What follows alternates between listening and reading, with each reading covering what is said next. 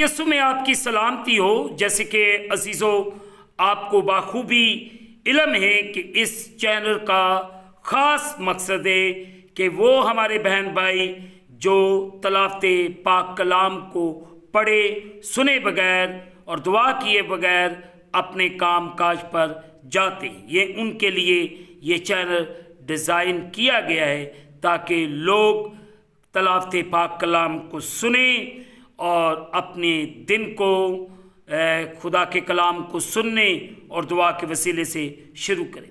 बहुत से हमारे बहन भाई हैं जो बिजनेसमैन हैं, जिनकी अपनी शॉप्स हैं, अपने कारोबार हैं और बहुत से ऐसे काम करते हैं।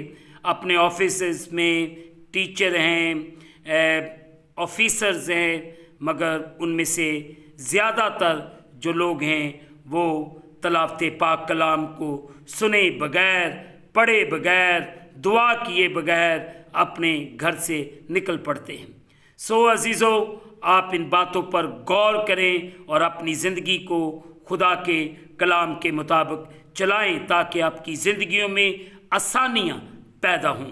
सो आएँ आज के इस खूबसूरत दिन को अजीज़ों तलावते पाक कलाम को सुने और दुआ करने के वसीले से अपने दिन को शुरू करें। सो आए मुक़द्दस पाक कलाम को सुनते हैं। पहली सलातीन उसका 18वां बाब उसकी 42वीं आयत से लेकर 45वीं आयत तक तलावते पाक कलाम को सुने। सो अजीज़ों, कलाम खुदा में ये लिखा है, स्वाकी अब खाने पीने को ऊपर चला गया और एलिया करमल की चोटी पर चढ़ गया और ज़मीन पर सरनगू होकर अपना मुंह अपने घुटनों के बीच कर लिया और अपने खादम से कहा, जरा ऊपर जाकर समुंदर की तरफ तो नजर कर। सो उसने ऊपर जाकर नजर की और कहा, वहां कुछ भी नहीं। उसने कहा, फिर 7 बार जा और 7वीं मर्तबा उसने कहा, देख एक छोटा सा बादल आदमी के हाथ के बराबर समुंदर में से उठा है। तब उसने कहा कि जा और अखियब से कह कि अपना रथ तैयार करवा के नीचे उतर ताकि बारिश तुझे रोक ना ले। और थोड़ी देर में आसमान घटा और आंधी से स्याह हो गया और बड़ी बारिश हुई और अखियब सवार होकर ज़ेरियल को चला। मुक़द्दस पाक कलाम के पढ़े और सुने जाने से हम तमाम सुनने वालों को खुदावंद के पाक कलाम के वसीले से बरकत मिले। आमीन। सो अजीज़ों, कल हम बातचीत कर रहे थे दुआ की वजूहात पर, तो हमने 2 अहम पॉइंट इस पॉइंट पर सीखे थे। सो आए आज तीसरे अहम पॉइंट को सीखेंगे और दुआ की वजूहात को और समझने की कोशिश करें मिलकर। अजीज़ों, इंसानों के लिए रूहों की नजात के मंसूबे के हिस्से के तौर पर अजीज़ों, खुदा ने अपने पैरोकारों को अपना साथी कारकुन बनाया है ताकि वो लोगों को उसके साथ शख्सी तलक में कायम करने में मदद देते हुए रहनुमाई फराम कर सके। अजीज़ों, एक लिहाज से खुदा अपने आप को और अपने काम को महदूद करते हुए उसे अपने लोगों की वफादारी से मांगी गई मुसलसल दुआओं के मुताबिक कर लेता है। अजीज़ों, खुदा ने अपने लोगों की दुआओं को रूहानी सरगर्मी की शुरुआत के लिए इस्तेमाल करने के लिए मुंतखब कर ली है। अजीजों, खुदा की बादशाही में बहुत सी बातें उस वक्त तक नहीं अमल पजीर नहीं होंगी जब तक उसके लोग दुआ नहीं करेंगे। अगर आप देखें खरूज उसका 33वां बाब उसकी 11वीं आयत, मसलन अजीजों, खुदा रूहानी कटाई के लिए कारिंदे इस रोए ज़मीन पर भेजना चाहता है ताकि वो जाकर लोगों की उस बड़ी तादाद तक उसकी मुआफ़ी और नई जिंदगी का पैगाम पहुंचाएं जो इसे पाने के लिए तैयार हैं। अजीजों, मसीह खुदावंद की तालीम यह है कि ऐसा सिर्फ लोगों की दुआओं की बदौलत ही पूरे तौर पर मुमकिन हो सकेगा। बस फसल के मालिक की मिन्नत करो कि वो अपनी फसल काटने के लिए मजदूर भेज दे। जब आप मुकद्दस मत्ती की मुआरफत लिखा गया अंजीली बयान उसकी 9वीं आयत उसकी 38वीं आयत में इसको आप बगौर पढ़कर समझ सकते हैं। अजीजों, इसका मतलब यह है कि खुदा अपनी कुव्वत को अपने बहुत से मुकासद की तकमील के लिए उस वक्त तक जारी करता है जब उसके लोग संजीदगी से उनके वकू के लिए दुआ करते हैं। अजीजों, अगर हम दुआ करने में नाकाम हो जाएं तो हमें अपने और सारी कलीसिया के लिए खुदा के मंसूबों में तालील पैदा करने या उन्हें रोकने का सबब होंगे। आज कल कलीसियाओं के अंदर, खदाम के अंदर एक ही चीज की कमी है और वो दुआ। जब दुआ हम करते हैं, अपने खुदा की मिन्नत करते हैं कि खुदा ताला फसल तो बहुत है मगर मजदूर बहुत थोड़े हैं, दयानतदार मजदूर मांगने की जरूरत है। जब दयानतदार मजदूर खेत के अंदर आकर काम करेंगे तो कलीसिया का हर एक रुकन दुआ गो होगा और खुदा के हजूर आजिज, इनकसार और फरोतन होकर दुआ करेगा।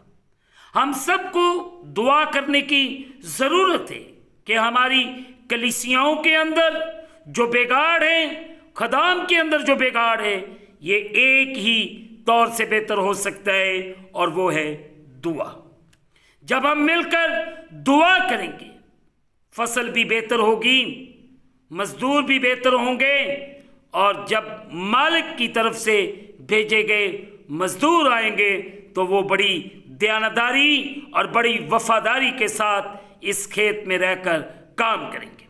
सो आए आज सुबह इस बात पर गौर करें और मिलकर दुआ करें ताकि खुदा की कलीसिया, खुदावंद यीशु मसीह का बदन महफूज हो जाए। हमें मिलकर दुआ करने की ज़रूरत है और मिलकर खुदा की हजूरी में झुकने की ज़रूरत है ताकि मेरी और आपकी ज़िंदगी में खुदा का जलाली काम। और हम कल बातचीत करेंगे मौसर दुआ के लाजमात पे बात करेंगे और मिलकर सीखेंगे भी कि खुदा हम सबको दुआ को गहरे तौर पर समझने की तौफीक अनायत फरमाए। आमीन। दुआ करें। कादिर मतलब खुदावंद, आपकी मिन्नत करते हैं, फसल तो बहुत है मगर इस फसल को काटने के लिए मजदूर नहीं। खुदावन ऐसे दयानतदार मजदूर भेज ताकि वो इस फसल की कटाई करने में अपनी वफादारी दिखाएं और तेरे पैगाम को दयानतदारी और वफादारी के साथ तेरे लोगों तक कन्वे करें। तो इन अपने बंदियों पर रहम कर, फजल कर और इन्हें अपने कलाम के मुताबिक चलने और बढ़ने की तौफीक दे। इस वक्त जितने तेरे बेटे बेटियां तेरे सामने झुके हुए, इन सब पर रहम कर, फजल कर और अपने कलाम के मुताबिक चलने और बढ़ने की तौफीक दे। तेरा बेटा यीशु मसीह नासरी तेरे खदाम और कलीसियाओं के वसीले से इज्जत और जलाल पाए। वो बैरियर्स जो अबलीस ने कलीसियाओं के दरमियान, खदाम के दरमियान लगाए हुए, वो बैरियर्स मसीह खुदावन आपके कदूस नाम के वसीले से ब्रेक हो, ताकि हर एक ईमानदार अपनी उस ईमानदारी में कायम और दायम रहकर इस फसल में दयानतदारी से काम करे। खुदावन तू रहम कर दे और फजल कर दे, हर एक को बरकत दे, हर एक पर रहम कर और तेरा बेटा यीशु मसीह नासरी तेरे प्यारों की जिंदगियों के वसीले से इज्जत और जलाल पाए। तो बड़ा रहम कर, बड़ा फजल कर। इस वक्त जितने तेरे प्यारे अपने घरों में मौजूद हैं, ऑफिसेज में, सफर में हैं, इन सब का निगहबान हूं। मैं इन सब के लिए दुआ करता हूं और जिन जिन मुश्किलात, परेशानियों में से गुजर रहे, खुदावन तो इनकी मुश्किलात, इनकी परेशानियों को दूर कर। और जिन हालात में इस वक्त हर बंदा परेशान है, रोटी की वजह से, कारोबार की वजह से, और भी बड़ी मुश्किलात हैं, और भी बड़ी फिक्रें हैं, कर्ज के नीचे दबे हुए, हर तरह की लानत, हर तरह की परेशानी, हर तरह की मुश्किल मसीह खुदावन तेरे नाम के वसीले से जाती। तू अपने प्यारों पर रहम कर, फजल कर और इन्हें बड़ी बरकत दे। ऐ खुदावंद खुदा, शुक्रगुजार हो कि आप हर रोज़ हमें तरोताज़ा करते हैं ताकि तेरे कलाम की वुसअत के लिए हम काम करें। तेरा कलाम हर घर घर में पहुंच जाए, हर उस शख्स तक पहुंचे जो इसको नहीं जानता। तो जिंदगियों में जलाली काम कर। मैं शुक्रगुजार हूं तेरे बेटों बेटियों के लिए जो बड़ी बाकायदगी के साथ तलावत पाक कलाम को सुनते हैं और मिलकर हम कलाम मुकद्दस को समझ रहे हैं। हमें तौफीक बख्श और हमें कलाम के मुताबिक जिंदगी बसर करना सिखा। तेरा शुक्र हो। हम इस खूबसूरत दिन को खुदा बाप, बेटे और रूह कुद्दस के नाम से शुरू करते हैं। आमीन। ऐ हमारे बाप तू जो आसमान पर है, तेरा नाम पाक माना जाए। तेरी बादशाही है, तेरी मर्जी जैसे आसमान पर पूरी होती जमीन पर भी हो। हमारे रोज की रोटी आज हमें दे, और जिस तरह हम अपने कर्जदार मुआफ करते हैं, तू भी हमारे कर्ज हमें मुआफ फरमा। हमें आजमाइश में न ला, बल्कि बुराई से बचा। बादशाही, कुदरत, जलाल हमेशा तक तेरे हैं। आमीन।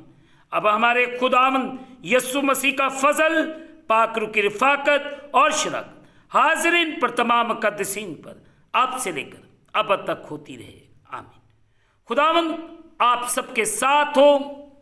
आखिर में अजीज़ों यही कहना चाहता हूँ कि आप इस चैनल को सब्सक्राइब करें, लाइक करें, शेयर करें और बेल आइकॉन को प्रेस करना ना भूलें।